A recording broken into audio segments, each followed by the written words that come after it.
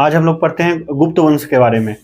जहाँ तक कि हम लोग कल संगम युग तक जो है पूरा खत्म कर लिए थे, तो आज हम लोग पढ़ेंगे गुप्त वंश के बारे में। गुप्त वंश का पूरा जो है कार्यखंड जो है, वो कार्यकाल जो है 240 ईस्वी से लेकर 550 ईस्वी तक था।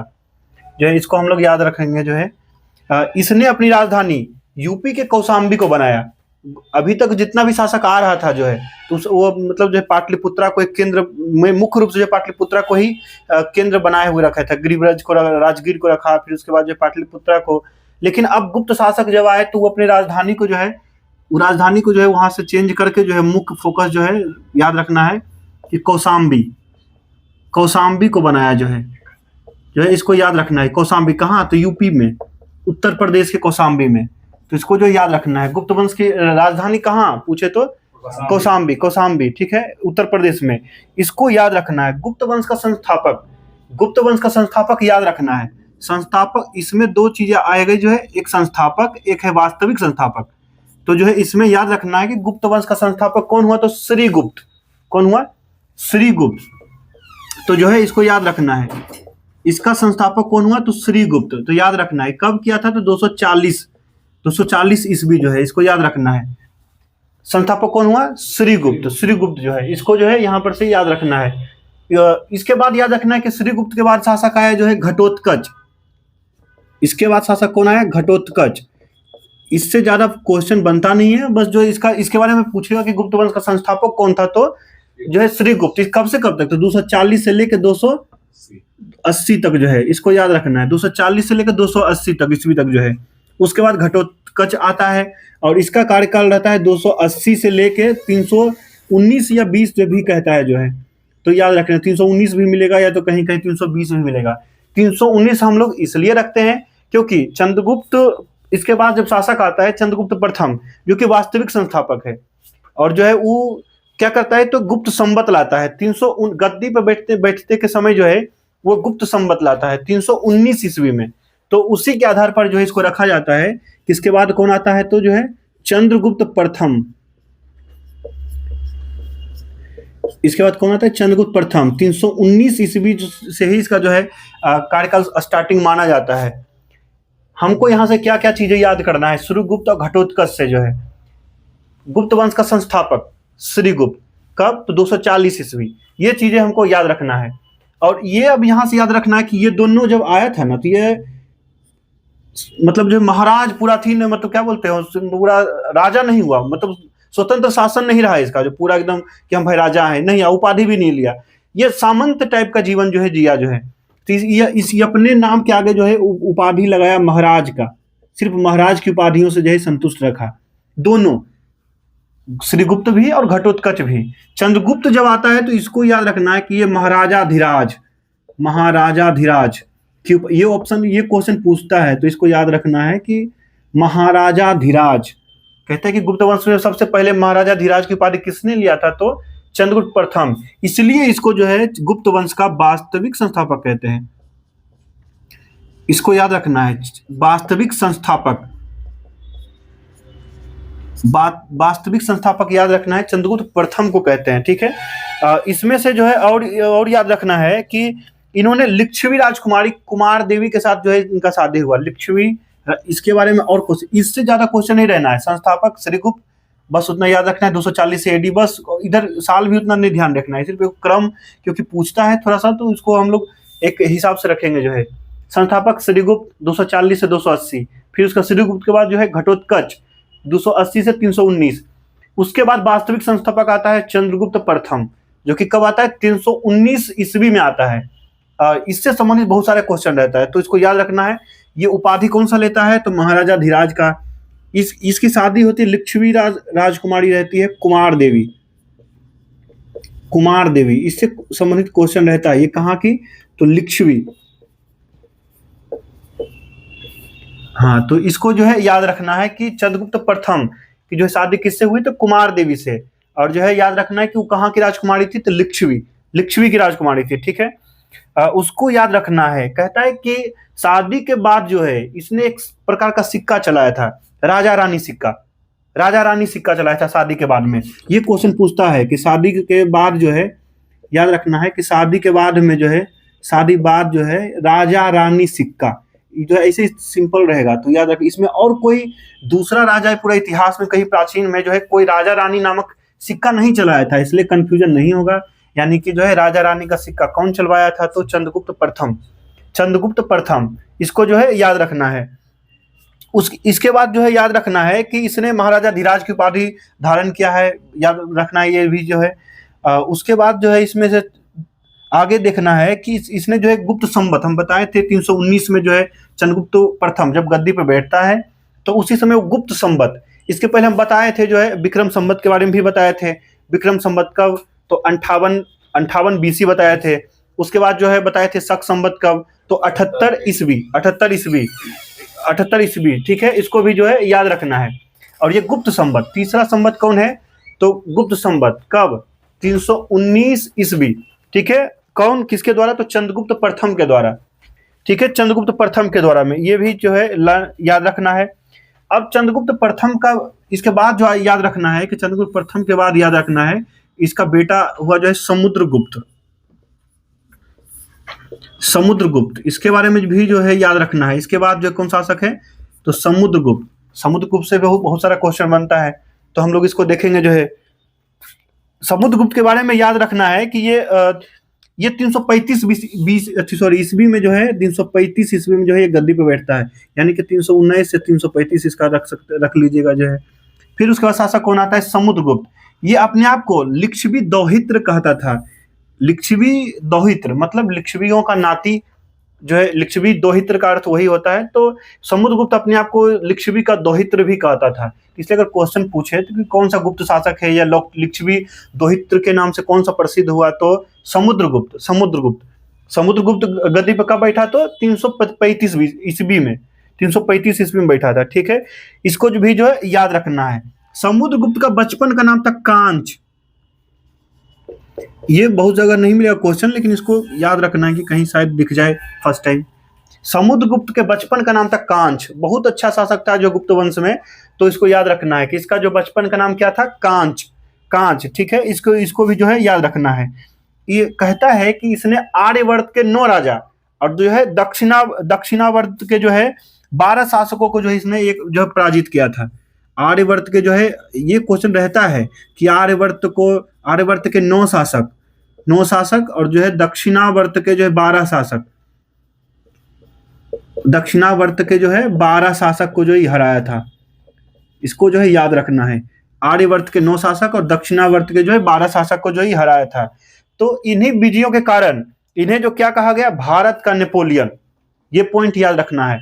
इनको क्या कहा गया समुद्रगुप्त को, तो भारत का नेपोलियन, भारत का नेपोलियन। अच्छा, ये बोलेगा कि भारत का नेपोलियन को कौन बोला है, तो विंसेंट स्मिथ, ठीक है, याद रखना है। भारत का नेपोलियन कौन बोला है, तो विंसेंट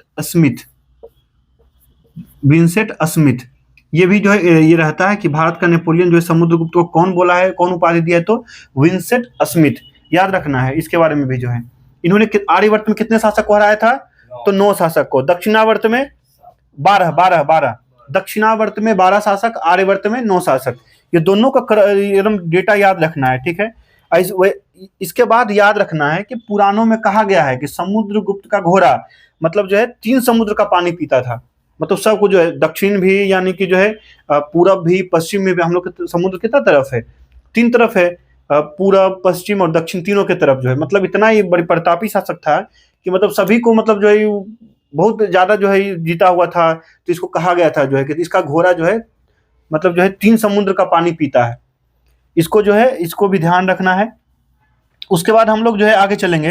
अर्थ कहता भी है कि अर्थात मतलब कहता है कि पूरा दक्षिण जो है, समस्त दक्षिण जो है, दक्षिण भारत जो है समुद्रगुप्त के सामने नतमस्तक था, ऐसा कहा जाता है इनके बारे में, ठीक है। उसके बाद याद रखना है कि कुछ उपाधि याद रखना है। अभी तक उपाधि हम बता रहे हैं कि जैसे कि श्रीगुप्त और घटोत्कच जो है ये महाराज की उपाधि लिया था, ये क्वेश्चन रहेगा, इसको याद रखना है। उसके बाद याद रखना है कि चंद्रगुप्त प्रथम ने कौन उपाधि लिया था, महाराजा धीराज की। उसके बाद जो है समुद्रगुप्त का कुछ जो है उपाधि याद रखना है। इसका जो है उपाधि याद रखना है, कौन कौन सा लिया है उपाधि, तो याद रखना परम भागवत की उपाधि, परम भागवत की उपाधि। कौन सा उपाधि? परम भागवत। परम भागवत की उपाधि लिया है ये, इसको जो है याद रखना है। परम भागवत की उपाधि। विष्णु, भगवान विष्णु का बहुत बड़ा अनन्य भक्त था ये, इसलिए जो है इसको जो ये अपने आप को कहता था परम भागवत। और याद रखना है कि सिक्के पर जो है मतलब जो क्या बोलते हैं, बीन बोल रहे, सॉरी, बीना, बीना। सिक्के पर बीना बजाते हुए जो इसका जो है चित्र है, जो जिस मतलब कहता है कि संगीत प्रेमी भी था। तो ठीक है, उसको भी हम लोग याद रखेंगे।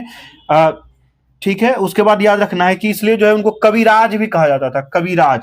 परम भागवत भी याद रखना है कि भगवान जो है विष्णु का ये अनन्य भक्त था, इसलिए परम भागवत जो है याद रखना है।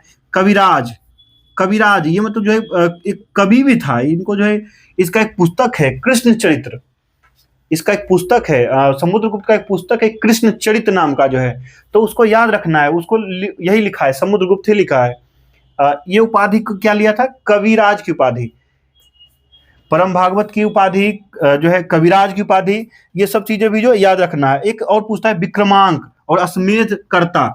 विक्रमांक, ये बहुत सारा उपाधि लिया था, तो इसको हम लोग उतना देखेंगे नहीं, जो है अश्वमेध कर्ता, अश्वमेध कर्ता।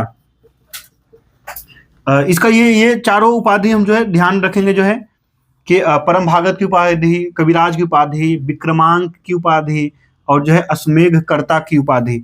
ठीक है, हम लोग इसको भी जो है याद रखेंगे। कहता है कि समुद्रगुप्त विष्णु, भगवान विष्णु का बहुत बड़ा भक्त था, उसको जो याद रखना है। कहता है कि समुद्रगुप्त के जो विजय था, जो बता रहे थे कि आर्यावर्त में 9 शासक, दक्षिणावर्त में 12 शासक, तो कहाँ से पता चलता है कि कितना विजय क्या किया था? तो उसके विजय के बारे में जो प्रयाग प्रशस्ति एक लेख है उसका, जो याद रखना है। उसके दरबारी कवि एक था हरिसेन, हरिसेन का एक लेख है, क्या नाम है? प्रयाग प्रशस्ति, प्रयाग प्रशस्ति। तो क्वेश्चन रहेगा कि उनके विजयों का उल्लेख, उनके विजयों के बारे में कहाँ लिखा हुआ है? तो प्रयाग प्रशस्ति में, जो कि हरिसेन द्वारा रचित है। तो इसको याद रखना है। क्या याद रखना है? कौन सा? प्रयाग प्रशस्ति, प्रयाग प्रशस्ति लेख। प्रयाग प्रशस्ति लेख किसके द्वारा लिखा गया है? तो हरिसेन, उनका दरबारी कवि था हरिसेन। हाँ, जो है इसको याद रखना है। प्रयाग प्रशस्ति लेख कहाँ? तो जो है इसको याद रखना है, कौन? तो हरिसेन। ठीक है, उसको जो है याद रखना है। उसके बाद जो इसमें से चीजें याद रखना है कि वो है कि कहता है कि समुद्रगुप्त संगीत प्रेमी था, उसका कहता है बीना वादन करते हुए भी सिक्के पर जो है उसे दिखाया गया है। तो ये भी चीजें जो हमको ध्यान रखना है। उसके बाद याद रखना है कि समुद्रगुप्त के समय जो है सबसे अधिक प्रचलित सिक्का जो है था मयूर शैली का सिक्का था। मयूर शैली का सिक्का, मयूर शैली का सिक्का, इसको याद रखना है। मयूर शैली का सिक्का, मयूर शैली का सिक्का जो है बहुत फेमस था, इसको याद रखना। मयूर शैली का सिक्का किसके समय? तो समुद्रगुप्त के समय, समुद्रगुप्त के समय। ठीक है, इस कहता है कि श्रीलंका के शासक ने बौद्ध गया में मंदिर बनवाने के लिए अपना एक राजदूत जो है समुद्रगुप्त के यहाँ भेजा था। समुद्रगुप्त ने इसकी जो है अनुमति दे दी। तो इसको भी जो है याद रखेंगे हम लोग। समुद्रगुप्त के बाद जो है, समुद्रगुप्त के बाद जो हम जो है देखेंगे, उसका 2 पुत्र था, एक था रामगुप्त, एक था चंद्रगुप्त द्वितीय।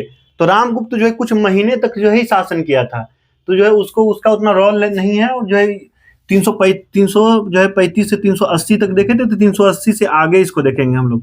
380 से लेकर जो है याद रखना है, जो है 415 तक जो है इसको याद रखना है। 380 से लेकर 415 तक। इसके पहले कि याद रखना है थोड़ा सा, अगर रामगुप्त के बारे में अगर कुछ याद रखना है, तो रामगुप्त में याद रखना है कि जो है इसकी पत्नी थी देवी। याद रखना है देवी, देवी इसकी पत्नी कौन थी? देवी। शक जो या पहले बता चुके हैं कि शक जो आया था, मध्य एशिया जो आया था, तो शक जब हमला किया था इस मतलब जो है गुप्ता के समय में, उस समय शासक था रामगुप्त। और ये जो है अपना हथियार डाल दिया कि ठीक है भाई हम हार गए जो है। और जो है यहाँ तक कि शक शासक कहता है कि जो हमको जो है मतलब युद्ध के संधि मतलब जो है जब हुआ, तो जो बोला गया कि जो है मतलब जो तुम अपनी पत्नी को भी हमारे समक्ष लाओ जो है, तो उस पर भी ये राजी हो गया रामगुप्त जो है। तो इसको याद रखना है जो है। तो वो उसकी पत्नी का नाम था देवी, यहाँ से पुस्तक का नाम होता है इसलिए हम इसको बता रहे हैं। उसकी पत्नी का नाम था देवी। उसके बाद जो है इसको याद रखना है कि देवी, यहाँ तक कि उस जो है बाद में जो है चंद्रगुप्त द्वितीय को, जो कि छोटा भाई रामगुप्त का था, तो उसको पता चलता है। तो रामगुप्त के जो है छोटे भाई चंद्रगुप्त द्वितीय जो है खुद जो है अपना साड़ी उड़ी के लिबास में जो है वहां पे शकों के यहाँ जाता है और उसको जब मार उठ के जो है याद रखना है वहां से चला आता है, फिर शकों को हराता है और उसके बाद कहा जाता है कि चंद्रगुप्त वापस आकर जो है वो रामगुप्त को भी मार देता है और जो है उसकी पत्नी देवी के साथ जो शादी कर लेता है। उसके बाद इसी पे एक पुस्तक लिखता है जो है विशाख दत्त, जो है देवी चंद्रगुप्तम, देवी चंद्रगुप्तम, देवी चंद्रगुप्तम ये पुस्तक का नाम है। इसको कौन लिखता है? विशाख दत्त, विशाख दत्त, इसको जो है याद रखना है। देवी चंद्रगुप्तम जो है पुस्तक है जिसको लिखता है विशाख दत्त। इसी के बारे में जो है रामगुप्त जो है और देवी और जो है उस समय चंद्रगुप्त द्वितीय जो शासन संभालता है तो उसी के बारे में जो है जानकारी है देवी चंद्रगुप्तम में, इसको जो है याद रखना है। फिर चंद्रगुप्त द्वितीय का जो है शासन होता है, स्टार्ट होता है 380 से लेकर ये जो है गद्दी पर बैठ जाता है, इसको याद रखना है। कहता है कि इसने शकों का अंत कर दिया और शकों के अंत के उपलक्ष्य में इसने विक्रमादित्य की उपाधि धारण की। ठीक है, एकदम इसको जो है ये उपाधि बहुत फेमस है, इसको याद रखना है कि विक्रमादित्य की उपाधि। तो विक्रमादित्य की उपाधि ये मतलब किसके उपलक्ष्य में लिया? तो शकों पे विजय प्राप्त करने के बाद, शकों पे विजय प्राप्त करने के बाद जो है कौन सा उपाधि लेता है? विक्रमादित्य की उपाधि। कुल मिलाकर अभी तक जो है पूरा उस समय तो याद रखना है, अभी पूरा इतिहास में कुल 14 विक्रमादित्य का जो है उपाधि लिया गया है, 14 को जो है। उसमें सबसे ज्यादा फेमस जो है, सबसे ज्यादा मतलब जो कहा जाता है प्रतापी जो है वही है ये चंद्रगुप्त द्वितीय, विक्रमादित्य की उपाधि लेता है। किसको हरा करके? तो जो है शक, ये क्वेश्चन कहीं कहीं रहता है तो किस उपलक्ष्य में लेता है विक्रमादित्य की उपाधि? तो शकों को हरा करके, शकों को जो है हरा करके जो है, इसको भी याद रखना है। उसके बाद कहता है ऐसे विक्रमादित्य का अर्थ क्या होता है? तो क्वेश्चन ऐसे रहेगा कि विक्रमादित्य का अर्थ क्या होता है? तो सूरवीर, विक्रमादित्य का अर्थ होता है सूरवीर। ठीक है, उसको याद रखना है। चंद्रगुप्त द्वितीय के शासनकाल में एक यात्री आता है, चीनी यात्री, उसका क्या नाम रहता है? फाहियान, फाहियान, फाहियान रहता है, उसको जो है याद रखना है। फाहियान आता है चंद्रगुप्त जो है इसके समय में, कब आता है? तो ठीक कहता है 399 ईस्वी में आता है, 399 से लेकर 412 रहता है शायद, जो 13 साल तक ही रहता है। ठीक है, यही याद रखना है कि 399 में जो है फाहियान भारत जो है चंद्रगुप्त द्वितीय के समय में जो है आता है जो है। ठीक है, 399 में आता है, बस उसको जो है याद रखना है, जो है सिर्फ याद रखना है कब आता है। तो 399 जो है ईस्वी में आता है भारत।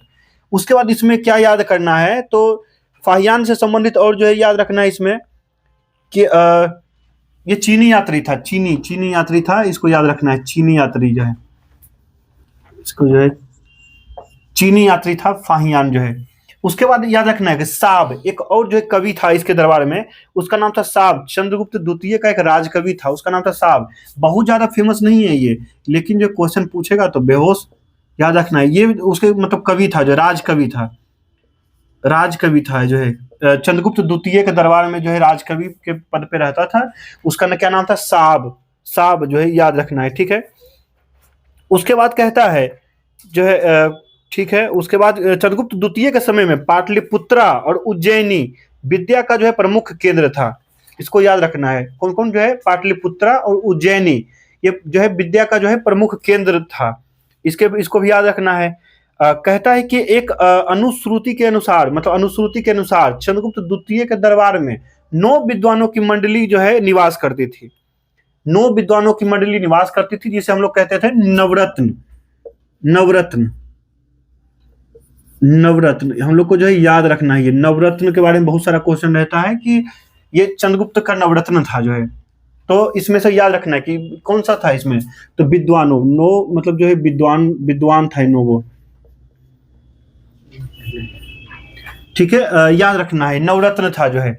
तो चंद्रगुप्त द्वितीय के दरबार में 9 मतलब एक लेख के अनुसार पता चलता है कि 9 जो है विद्वान रहते थे, जिसको नवरत्न की भी संज्ञा दिया गया है। ये 9 का नाम पूछता है और किससे संबंधित है वो भी जो है चीजें याद रखना है।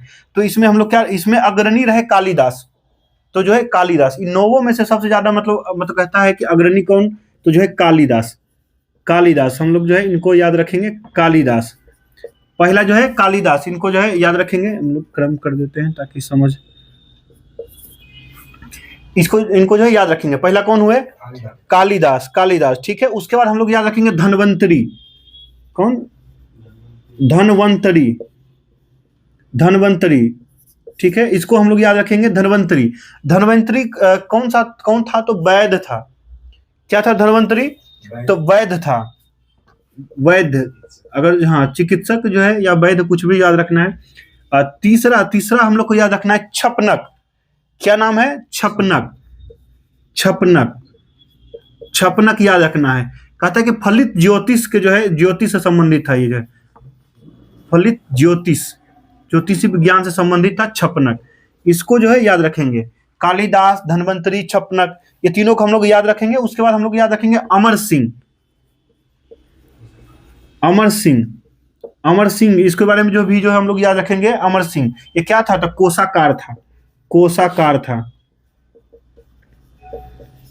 कोषाकार था अमर सिंह। उसके बाद याद रखना है जो है शंकु। शंकु, शंकु क्या कौन था? वास्तुकार था। शंकु क्या था? वास्तुकार था। इसको भी याद रखना है। उसके बाद याद रखना है शंकु के बाद क्या रखना है? बेताल भट्ट, बेताल भट्ट, इसके बारे में भी याद रखना है। बेताल भट्ट, बेताल भट्ट को याद रखना है। उसके बाद याद रखना है कि घटकरपड़, घटकरपड़ याद रखना है। घटकरपड़, घटकरपड़ याद रखना है। उसके बाद दो नाम और है, उसको भी याद रखना है। उसके बाद वराह मिहिर और जो है वररुचि, वराह मिहिर और वररुचि, ठीक है, वररुचि लिख देते हैं पहले, वररुचि। और अंतिम जो याद रखना है वराह मिहिर, जो कि खगोल शास्त्री, खगोल विज्ञान से संबंधित थे। इनके बारे में भी पूछता है, तो याद रखना है खगोल विज्ञान से जो इनका संबंध था, खगोल विज्ञान, खगोल शास्त्री जो है खगोल विज्ञान से संबंध था। ये नौ रत्नों याद करना है। जो 9 रत्न दिया हुआ है जो है चंद्रगुप्त द्वितीय का जो है, कालिदास अग्रणी थे इसमें जो है, तो जो है इस 9 को याद रखना है। ठीक है, हम बोल रहे हैं जो है कालिदास, पहला कौन हुआ? कालिदास, फिर उसके बाद धनवंतरी, फिर छपनक, फिर जो है अमर सिंह, उसके बाद जो है शंकु, फिर भैताल भट्ट, फिर घटकरपड़, उसके बाद वररुचि और वराह मिहिर, वराह मिहिर। ठीक है, जैसे भी याद करना, इसको एकदम ये पूछना है इसको जो है कि छांटने के लिए दे दे कि इनमें से कौन नहीं है, तो याद रखना है ये सब चीजें कि यही सब थे जो है। ये सावराज कवि था, ये नहीं था। कंफ्यूजन हो कि फाहियान है, फाहियान भी नहीं था। तो इसको जो है याद करना है। यही 9 जो है नवरत्न था जो है चंद्रगुप्त द्वितीय के समय में जो है। चंद्रगुप्त द्वितीय में बस जो है कम से कम इतना तो याद रखना ही है। बाकी जो है इसके बाद याद रखेंगे हम लोग चंद्रगुप्त द्वितीय के बारे में। बाद जो है इसके बाद कौन आया, तो जो याद रखना है चंद्रगुप्त द्वितीय के बारे में आया कुमारगुप्त। कौन आया? कुमारगुप्त। इनका कुमारगुप्त जो है इनका शासन कब से कब तक रहा है?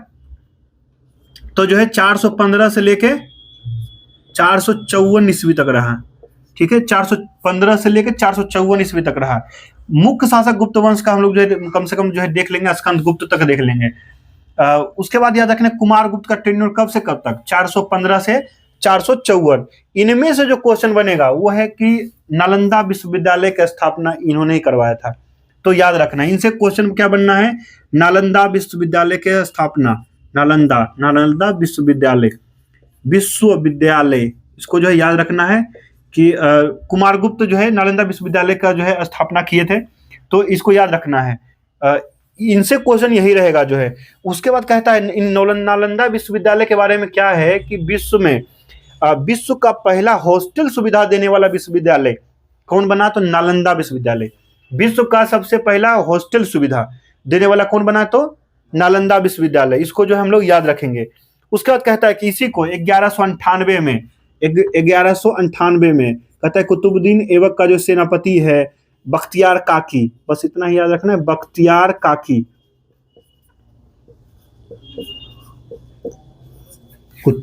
याद रखना है जो है जो कौन है? बख्तियार जो है याद रखना है। जो बख्तियार काकी जो है क्या करता है? इसको जो है जला देता है 1198 में नालंदा विश्वविद्यालय को। इसको याद रखना है, ये क्वेश्चन यहाँ से रहेगा। ऐसे याद रखना है कि कुमारगुप्त, नालंदा विश्वविद्यालय का स्थापना कौन किया है? तो कुमारगुप्त। ठीक है, कुमारगुप्त के बाद हम लोग को पढ़ना है स्कंदगुप्त। इसके बाद कुमारगुप्त के बारे में कौन पढ़ना है? तो चंद्रगुप्त यहाँ से याद रखना है कि रामगुप्त पढ़े, फिर उसका याद रखना है कि चंद्रगुप्त द्वितीय पर है। चंद्रगुप्त द्वितीय के बाद कौन शासक बना? तो कुमारगुप्त बना। इसके बाद कौन बना? तो स्कंदगुप्त। स्कंदगुप्त याद रखना है। इसका जो है टेन्योर कब से कब तक? 454 से लेके 467 तक। 467 तक इसको जो है याद रखना है स्कंदगुप्त के बारे में कि गद्दी पे कब से कब जो है बैठा है, तो 454 से लेके 467 तक जो है। स्कंदगुप्त के बारे में क्या क्या पढ़ना है? तो सुदर्शन झील के निर्माण से संबंधित ये भी है जो एक शासक है। हाँ, पुनरुत्थान या जीर्णोद्धार कहा जाता है जो है कि सुदर्शन झील को बनवाया था चंद्रगुप्त मौर्य ने। फिर उसके बाद रुद्रदामन जो है आता है, तो वो भी जो इसका जीर्णोद्धार करवाता है। और उसके बाद एक और शासक इसमें जुड़ता है, वो है स्कंदगुप्त। कहता है कि सुदर्शन झील का जो है पुनरुद्धार जो है, हाँ, पूर्णोद्धार जो है या जो है जीर्णोद्धार जो है ये करवाता है जो है। कौन है? स्कंदगुप्त। स्कंदगुप्त जो है इसको जो है याद रखना है।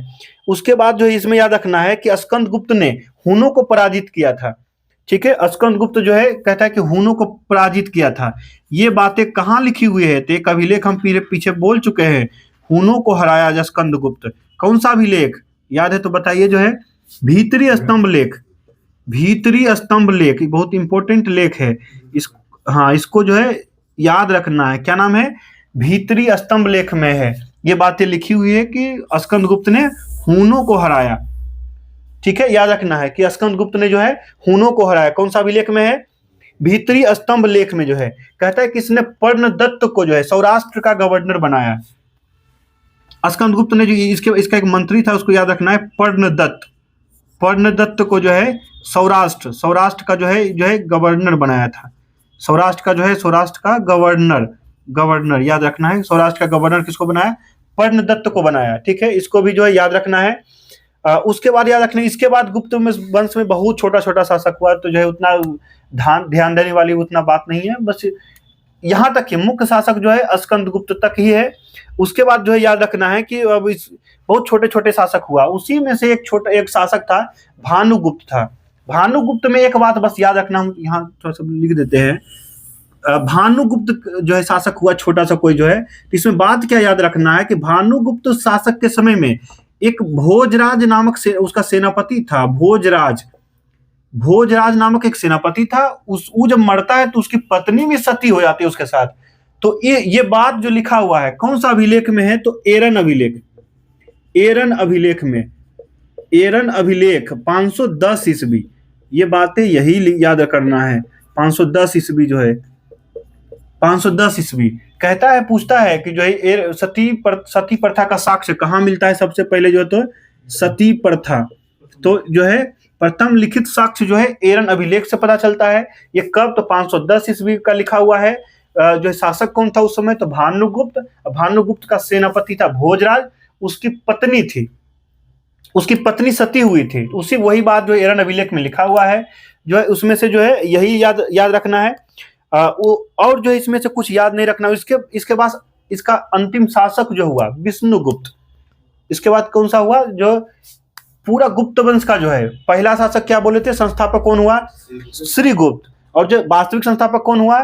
तो चंद्रगुप्त प्रथम हुआ। और अंतिम शासक तीसरा में मुख्य हम लोग को पढ़ना है जो है अंतिम शासक कौन हुआ? तो विष्णुगुप्त हुआ। बस जो है याद रखना ही जो है अंतिम शासक कौन हुआ? विष्णुगुप्त हुआ। अंतिम शासक कौन हुआ? विष्णुगुप्त हुआ। अब इसके बाद जो है अगली वीडियो में हम देखेंगे कि जो विष्णुगुप्त जो है अब इसके जो है पूरा उसके राज्य में क्या क्या व्यवस्था था, क्या नहीं था जो है, वो सब हम इसके बाद जो है अगली वीडियो में देखेंगे।